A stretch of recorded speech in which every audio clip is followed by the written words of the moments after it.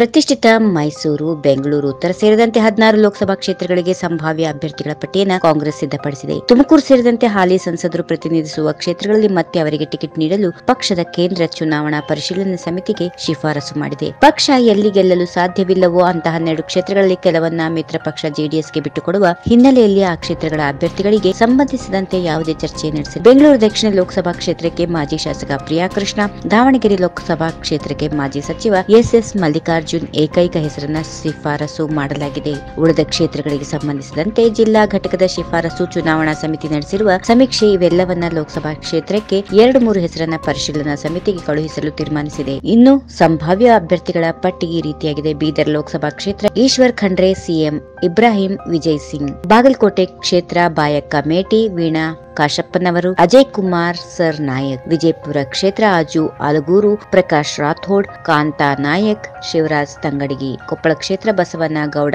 ಬಾರ್ದಲಿ, ಬಸವರಾಜ್ ಹಿಟ್ನಾಳ, ವಿರೂಪಾಕ್ಷ ಬಸವರಾಜ ರಾಯರೆಡ್ಡಿ. ಬೆಳಗಾವಿ ಕ್ಷೇತ್ರ ಅಂಜಲಿ ನಿಂಬಾಳ್ಕರ್, ಚನ್ನರಾಜ ಹೆಬ್ಬಾಳ್ಕರ್, ನಾಗರಾಜ್ ಯಾದವ್, ರಮೇಶ್ ಜಾರಕಿಹೊಳಿ, ವಿವೇಕ್ ರಾವ್ ಪಾಟೀಲ್.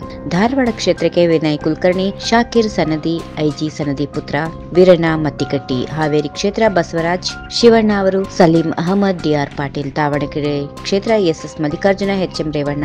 ಉತ್ತರ ಕನ್ನಡ ಪ್ರಶಾಂತ್ ದೇಶಪಾಂಡೆ, ನಿವೇದಿತಾ ಆಳ್ವ, ಭೀಮಣ್ಣ ನಾಯಕ್. ಉಡುಪಿ ಚಿಕ್ಕಮಗಳೂರು ಆರತಿ ಕೃಷ್ಣ, ಡಿಎಲ್ ವಿಜಯಕುಮಾರ್, ಪ್ರಮೋದ್ ಮಧ್ವರಾಜ್. ಮಂಗಳೂರು ರಾಮನಾಥ್ ರೈ, ಐವಾನ್ ಡಿಸೋಜಾ, ಮೊಯಿನುದ್ದೀನ್ ಬಾವಾ. ಬೆಂಗಳೂರು ಕೇಂದ್ರ ರೆಜಾನು Arshad, BK Hariprasad, Roshan Baig, HT Sangliana.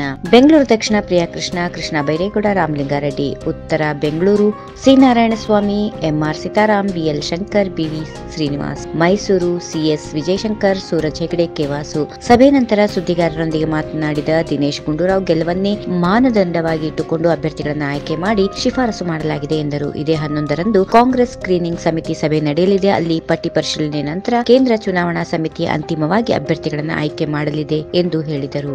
ಈ ವಿಡಿಯೋ ನಿಮಗೆ ಇಷ್ಟವಾದಲ್ಲಿ ಲೈಕ್ ಮಾಡಿ, ಶೇರ್ ಮಾಡಿ, ಸಬ್ಸ್ಕ್ರೈಬ್ ಮಾಡಿ.